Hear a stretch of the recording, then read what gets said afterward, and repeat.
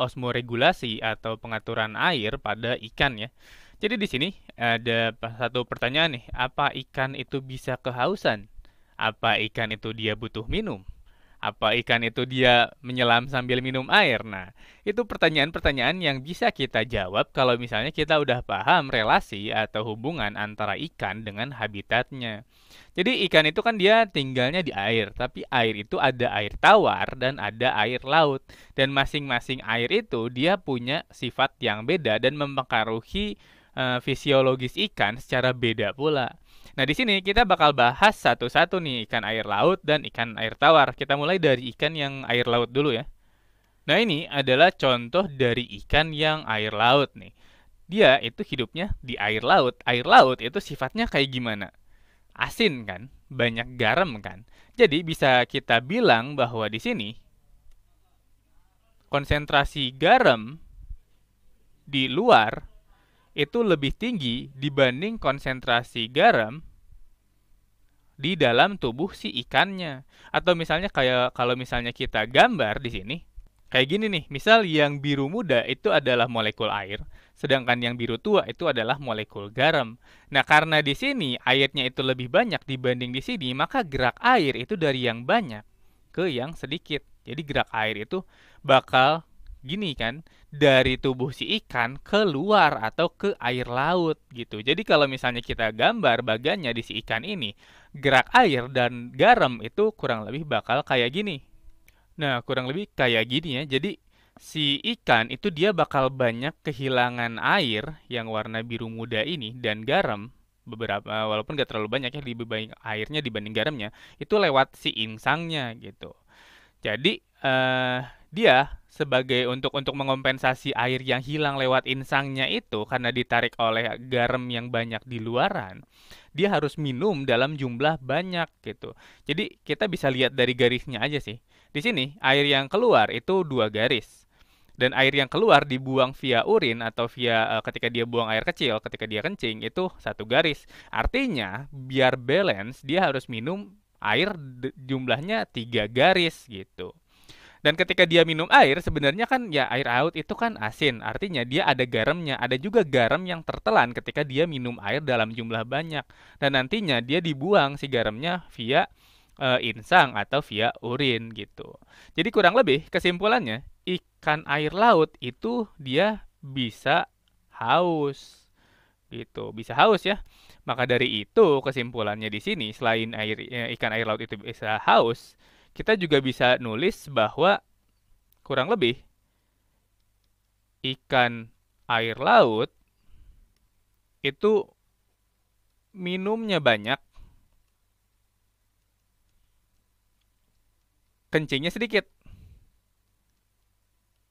Atau dalam kurung, urinnya itu pekat ya.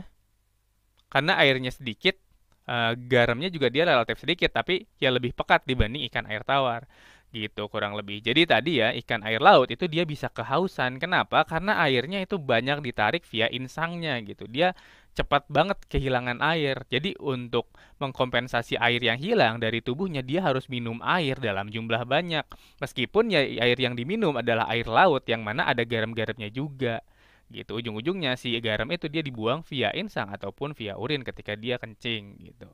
Nah, itu soal ikan yang air laut. Nah, sekarang kita gantian bahas ikan yang air tawar. Nah, bakal beda banget sebenarnya dibanding dengan ikan yang air laut ya, karena ya tadi air laut itu banyak garamnya, sedangkan ikan air tawar itu kondisi garamnya kayak gimana? Kita bakal bahas selanjutnya. Ini adalah contoh dari ikan yang air tawar ya di sini. Nah, ikan air tawar itu kondisi garamnya dan kondisi lingkungannya itu kebalikan dari si air laut kan. Artinya, kita bisa tulis di sini bahwa garam di luar itu justru lebih kecil dibandingkan garam di dalam tubuh si ikannya.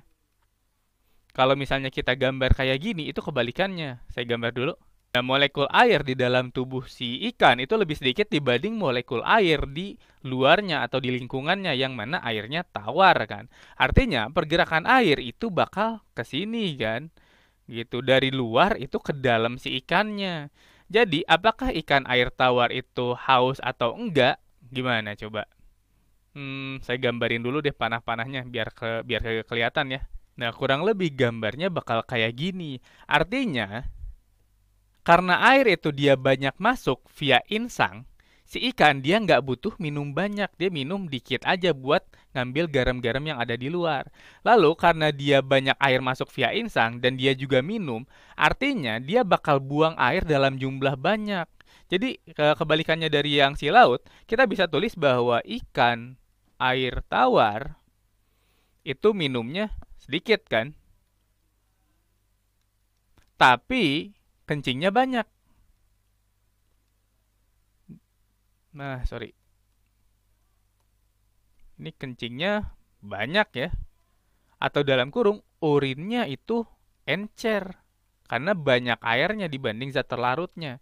Kayak gitu. Jadi kesimpulannya untuk menjawab pertanyaan di awal, apakah ikan air tawar itu bisa haus? Kebalikannya, justru dia tuh kembung gara-gara air gitu. Jadi dia bisa haus apa enggak? Sepertinya tidak. Sepertinya tidak, walaupun dia tetap butuh minum gitu. Tapi dia lebih banyak air yang masuk via insangnya dibanding via mulutnya, dibanding via mulut dan yang dia minum ke saluran pencernaan gitu. Tapi ujung-ujungnya dia bakal banyak banget buang air karena dia kelebihan air. Air yang masuk via insangnya itu jauh lebih banyak.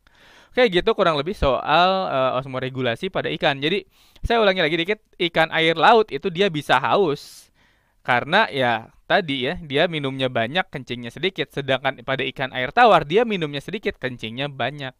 Gitu. Terkait dengan perbedaan konsentrasi garam antara si ikan dengan lingkungannya, baik itu air tawar maupun air laut. Dan itu beda ya. Oke, ini bakal saya stop sampai sini.